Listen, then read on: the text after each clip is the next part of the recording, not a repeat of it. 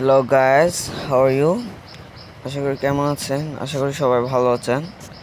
So আমি আজকে আপনাদেরকে দেখাবো কিভাবে এক মোবাইল থেকে অন্য মোবাইলে এমবি ট্রান্সফার করা যায়।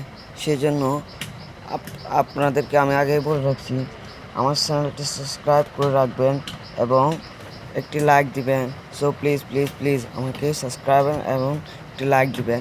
সো আপনাদেরকে যেটা করতে হবে, এত কথা না বলে আমি সোজা চলে যাচ্ছি আপনাদেরকে কি করতে হবে। প্রথমে আপনারা একটা সফটওয়্যার গুগল প্লে স্টোর থেকে ডাউনলোড করতে হবে। সফটওয়্যারটার নাম হলো mobile to mobile free MB transfer. So এই সফটওয়্যারটা আপনাদেরকে গুগল প্লে স্টোর থেকে ডাউনলোড করতে হবে। তো গুগল প্লে স্টোর থেকে ডাউনলোড করার পর তখন আপনি এটা ওপেন করান। ওপেন করার পর দেখবেন মোবাইল টু মোবাইল, জিপি থেকে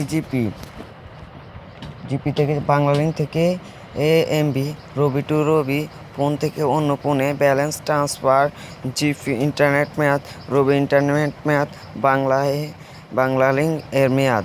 সো এটার জন্য আপনারা এখান আমার সিমটা রবি, আমি আপনাদেরকে দেখাচ্ছি কিভাবে নিতে হয়।